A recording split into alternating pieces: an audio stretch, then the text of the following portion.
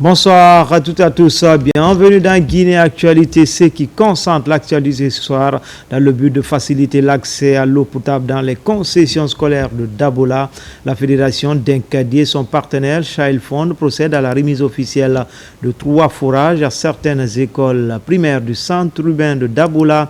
Ils ont été fourrés pour améliorer les conditions d'études dans ces établissements. Silati Kourouma, Marwan Kamara. Fini les calvaires liés à la quête de l'eau potable dans les écoles de Tenkissou, Hermakono et Ketaya dans la préfecture de Dabola. Ces établissements scolaires viennent de bénéficier des forages. Ils sont offerts par l'ONG d'Inkadi à travers son partenaire Chaifon. Ces forages pourraient faciliter l'accès à l'eau potable dans ces écoles pour les élèves et pour les communautés environnantes. La fédération, avec l'appui financier et technique de son partenaire Child Fund Guinée, a rédigé un projet de forage dans les établissements scolaires. Ce projet permet aussi de faire la promotion des règles d'hygiène dans les différents établissements scolaires dotés en eau potable. La fédération a fait beaucoup de choses pour l'éducation. Il arrive même à payer les enseignants de CEC, c'est-à-dire les centres d'encadrement communautaire. Ils donnent des vélos. Ils subventionnent même pour la révision des candidats. Donc s'ils nous donnent des forages, c'est un de plus. Nous les remercions. À travers ce geste humanitaire, l'ONG d'Inkadi et son partenaire redonnent le sourire aux élèves et encadreurs à travers une source d'eau potable propre et durable. Nous remercions au plus haut niveau Child Fund pour ces efforts inlassables. Nous savons que l'eau c'est l'hygiène, l'eau c'est la vie. Nos enfants seront à l'abri des maladies parce qu'ils en feront bon usage. Nous, élèves de Tenkissou, par ma voix, sommes très fiers car l'eau c'est la vie. La réalisation de ces forages va contribuer à la réduction des risques de maladies hydriques et améliorer la santé des élèves pour leur bien-être. Ici à Conakry, sur l'autoroute Le Prince, au niveau de la transversale numéro 6, les jeunes font de la salubrité de leur environnement une priorité avant l'arrivée des grandes pluies, des tas d'immondices ramassés, des caniveaux curés. Bref, l'environnement est assaini sur cette transversale 6. Mohamed De Camara pour en savoir davantage. Au carrefour de la T8, à cheval entre les communes de Kabylie, Sonfonia et Tomboulia, une mobilisation inédite a vu le jour. Femmes, jeunes, responsables locaux, tous unis pour une même cause, redonner une nouvelle image à leur environnement. L'objectif est clair, assainir les rues, curer les caniveaux et sensibiliser les riverains à l'importance de la salubrité. On a ciblé les hommes forts du quartier, ceux qui peuvent nous accompagner. Parce que ne restez pas sans savoir qu'on entend de faire cette activité dans le but de l'esprit de citoyenneté. On n'a passé pas sans porte, on a sensibilisé d'abord les gens, les occupants qui sont au bord de la route, on les a sensibilisés. Et au-delà de ça, on a prévu aussi des sanctions qui seront accompagnées. Parce qu'il ne s'agit pas seulement de nettoyer, mais ceux qui suivent derrière. Et comme vous le savez tous, l'esprit du président aujourd'hui, c'est pour rendre la ville propre et chercher tout ce qui est ordure dans notre pays. Depuis longtemps, on est avec cette jeunesse sur la T8, T9, T10.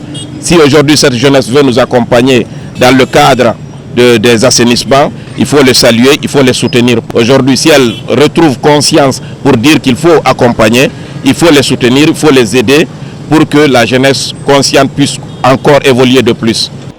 À travers cette initiative, les jeunes de l'Axe marquent leur volonté de tourner la page des manifestations récurrentes qui peuvent freiner parfois le développement de leur localité. L'appel que j'ai à lancer, surtout à l'endroit des chefs de quartier, les chefs de secteur, parce que ce sont eux qui gèrent les quartiers, là où on cure, pour ne pas que les gens déversent les ordures dedans. Il y a les femmes qui sont partout, les hommes, les jeunes, toute génération confondue est là. Donc il y a la compréhension. Donc déjà nous sommes dans l'esprit. Mais c'est le matériel qui nous manque. Un geste simple, mais porteur d'espoir. Ces citoyens ont choisi de prendre leur destin en main, balai en main, pour que la T8 ne soit pas seulement connue pour des troubles, mais pour des initiatives citoyennes. Le mouvement est dénommé Main dans la main, évolue dans la commune urbaine de Sonfonia et regroupe en majorité des femmes qui s'engagent à soutenir les actions du CNRD et de son président pour le lancement de leurs activités. Une mobilisation est organisée pour accompagner le projet de gouvernance du chef de l'État, général Mamadi Doumbouya. Images et commentaires. Elles se sont fortement mobilisées, ces femmes de Sonfonia Centre, regroupées en mouvement dénommé Main dans la main. Elles soutiennent le chef de l'État, le général Mamadi Doumbouya. À travers les chants et danses, ces dames expriment leur adhésion totale aux idéaux de changement du CNRD. Notre mouvement repose sur des principes forts, la solidarité, la mobilisation souterraine et la contribution active au projet national. Nous sommes des acteurs du changement, des citoyens déterminés à défendre les acquis, à promouvoir les initiatives qui favorisent l'essor économique et social, et à œuvrer pour une démocratie vivante et participative. Pour ces recensements qui se déroulent actuellement, nous femmes de Sonfonia, nous passons de porte à porte pour sensibiliser les citoyens. Le mouvement Main dans la main des femmes de Sonfonia Centre s'engage à faire une campagne porte à porte pour sensibiliser les citoyens de leur quartier à se faire recenser massivement. Cela dans le seul but d'accomplir leurs devoirs citoyens. Je vous invite à vous recenser massivement et je vous félicite pour votre mobilisation. Déjà, grâce aux actes posés par le CNRD, ces dames se disent convaincues d'accompagner le général Mamadi Doumbouya dans la réalisation de ses projets. En province, reprofilage d'une piste rurale qui relie deux sous-préfectures de Pita. La pose de la première pierre s'est déroulée récemment. Le financement est assuré par le gouvernement à travers le fonds d'entretien routier. Une cérémonie qui a connu une forte mobilisation des populations locales avec à la clé un acte de reconnaissance des efforts du général président. Les détails avec Moussa Kouyaté. Cette piste longue de 23 km relie deux communes rurales de la préfecture de Pita. Il s'agit de localités de Leimero et d'Ongoltouma qui viennent de bénéficier d'un financement du gouvernement à travers le fonds d'entretien routier pour le reprofilage de cet axe routier qui va sans doute désenclaver plusieurs autres localités de ces deux sous-préfectures. Il n'y a eu jamais une route de franchissement là, c'est-à-dire qu'il n'y a pas eu d'ouverture de route. Et ce qui fait que la population de cette localité, même quand ils ont des malades, ils sont obligés de les transporter sur des hamacs. La preuve en est qu'il y a beaucoup de femmes en travail qui meurent en cours de route parce qu'on les transporte sur des hamacs. Et nous remercions également le général Mamadi Doumbouya et le chef de gouvernement pour nous avoir faciliter ce financement. La pose de la première pierre pour le démarrage des travaux a fait l'objet d'une forte mobilisation des populations bénéficiaires. Une occasion pour les fils du terroir de dire merci au président général Mamadi Doumbouya pour ses efforts en faveur de Pita. Le reprofilage de ce tronçon va améliorer les conditions de vie et la mobilité des populations. Nous sommes très satisfaits puisque si cette œuvre-là est réalisé, ça va désenclaver les collectivités de Dongol, Touma et de Leimero. Ça va permettre à l'écoulement des fruits qui seront produits dans ces différentes localités. Donc nous remercions très sincèrement le gouvernement de M. Baouri et le chef de l'État, chef suprême des armées, général d'armée Mamadi Doumbouya. Des messages de paix et de soutien aux idées du président Mamadi Doumbouya, suivis des bénédictions en présence des autorités locales, ont ponctué cette cérémonie ici à Leimero, dans le Fouta profond. Enfin, inauguration du fumoir moderne de Guinée, un projet porté par Saran Kourouma, Miss Guinée 2023 et soutenu par le programme éleveur, une initiative qui marque un tournant décisif pour les transformatrices de poissons tout en améliorant leurs conditions de travail dans le respect des normes d'hygiène et de sécurité. Berthe Teteketa.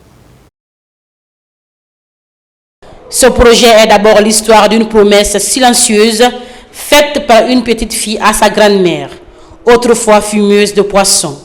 Sarah Nkrumah, Miss Guinée 2023, marquée par les conditions précaires dans lesquelles évoluaient les femmes de ce métier, a fait de cette expérience de vie un socle d'engagement. Dès son couronnement à Miss Guinée 2023, le projet Installation du fumoir moderne de Guinée. La difficulté, c'était de trouver un local, mais alhamdoulilah, c'est d'ailleurs ça qui a retardé un peu l'inauguration. Sinon, j'étais censée le faire avant la fin de mon mandat, mais il n'est jamais trop tard. L'essentiel, c'est que c'est fait et surtout dans de bonnes conditions. Je compte en implanter à Boulbiné, également au port de Bofa, parce que j'aurais appris que ce port est très animé, donc je compte en implanter là aussi. Je remercie le programme Éleveur et j'espère que ça va continuer ainsi, car ce programme aide beaucoup les femmes. Je vous remercie également d'être venu. Ce rêve aurait pu rester à l'état d'intention sans un appui structurant. Grâce au programme Éleveur d'une banque de la place, le projet a bénéficié d'un accompagnement financier et stratégique de taille. Le fumoir moderne de Guinée se distingue par l'introduction d'une technologie du fumage avancée, pensée pour optimiser la chaîne de transformation tout en garantissant l'hygiène et la sécurité des femmes transformatrices. Quand on soutient un projet, il faut qu'il y ait l'impact. Et nous avons essayé d'analyser ce projet. On a coaché la porteuse du projet, à savoir la Miss Sarah Nkrumah. On l'a coachée, on l'a accompagnée dans son projet. Et on a vu que c'est un projet qui peut avoir un impact positif au niveau de la communauté. C'est ce qui nous a poussé à accompagner Miss Sarah Nkrumah. Au port de Kaporo, les regards brillent d'une nouvelle fierté. Longtemps restées dans l'ombre, les femmes transformatrices prennent leur place grâce au fumoir moderne de Guinée, désormais symbole d'autonomisation. Cette inauguration officielle, en présence des autorités, des partenaires et de la communauté, est symbole d'une persévérance sans nom. Déjà, les bénéficiaires témoignent des premiers impacts concrets sur leur quotidien. Sarah Nkrumah Miss Guinée. Ce projet porté par Miss Guinée, Sarah Nkrumah me rend particulièrement heureuse en tant que première responsable de ce port. Vous voyez ce fumoir, il a une grande importance pour nous, pour notre santé et pour l'hygiène. On peut l'utiliser sans aucun problème, dans les meilleures conditions de propriété. À rajouter que pour l'utiliser, ce n'est pas gratuit. Il faut prendre soin. Parce que quand une entreprise est à notre disposition, il faut un entretien pour le bon fonctionnement. Pour Sarah Nkrumah, c'est bien plus qu'un projet accompli. C'est l'aboutissement d'un devoir de mémoire et le début d'une nouvelle ère pour ces femmes courageuses. Le reportage est signé Tété Bertha Camara. C'était tout pour les infos. Je vous trouve dans la grande édition de 20h30 pour d'autres actualités sur la Guinée, notre paradis, terre de richesse et d'innovation. Inch'Allah.